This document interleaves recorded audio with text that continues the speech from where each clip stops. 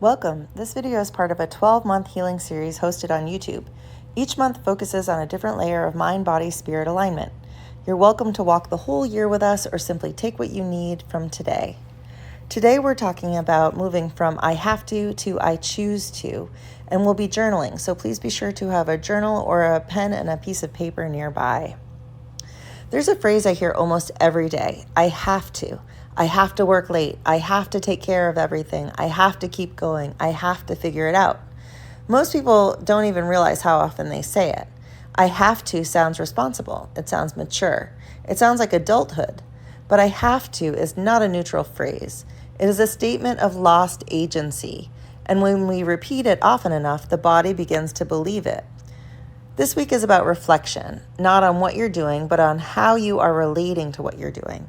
Because the same action can feel completely different in the body, depending on whether it is experienced as a choice or an obligation. Now let's slow this down. As you hear the phrase, I have to, notice what happens in your body. Do you feel tightening, pressure, a forward pull? That reaction is not intellectual, it's physiological. Language doesn't just describe reality, it shapes how the nervous system experiences it.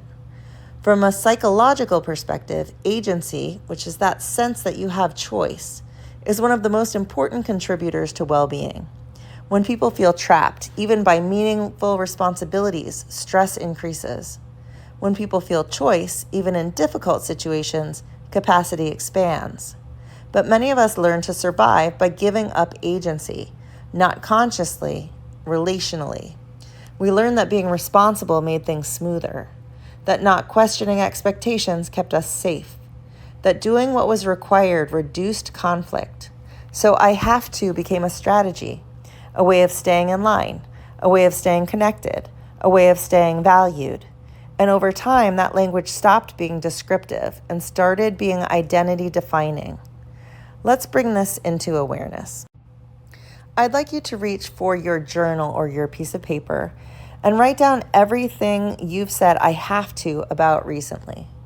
Don't filter, don't correct it yet, just list it. And as you write, notice patterns. Is it mostly about work, caregiving, emotional labor, being strong? Often, I have to clusters around identity roles. Now, before we go one layer deeper, if you'd like to pause this video to respond to the question, please do so now.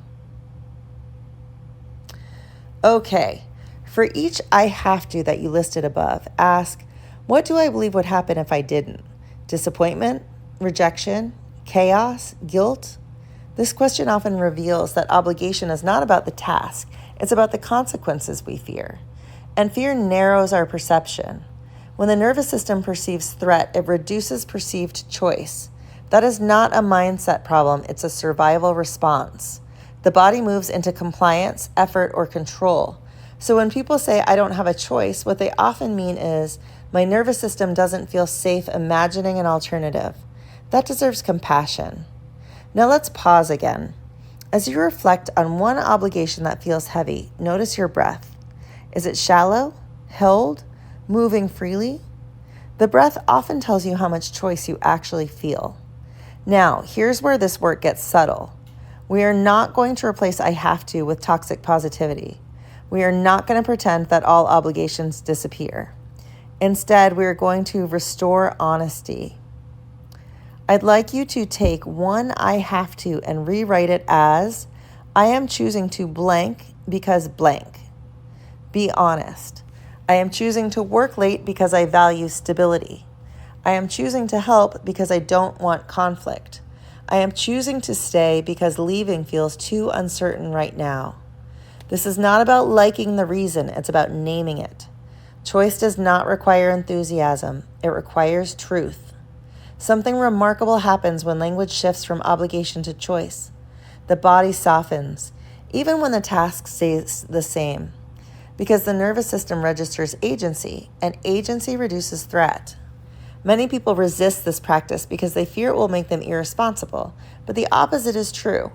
People who feel choice are more present, more grounded, more sustainable. People who feel trapped burn out.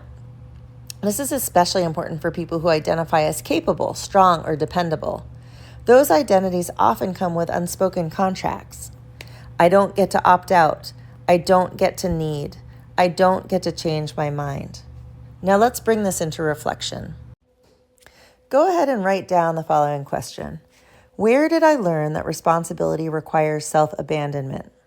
This is not about blaming caregivers or systems. It's about context. Many people learned that being needed was the safest way to belong. So choice felt dangerous, but adulthood offers something different. It offers conscious commitment. Commitment that is chosen can be renegotiated. Commitment that is unconscious feels like a cage. As we near the end of this reflection, I want to give you a simple daily practice for the rest of this week. Once a day, notice one moment when you say or think, I have to. Pause, then quietly add, and I am choosing to. See what happens in your body. You don't need to change the action, just change the relationship. Because alignment is not about doing less. It's about doing things from truth instead of compulsion. And the more often you experience yourself as choosing, the more space you create for real discernment later on. This week is not about fixing your language, it's about listening to it. Because your words reveal where you feel free and where you've been carrying more than you realized. And awareness, once again, is the doorway.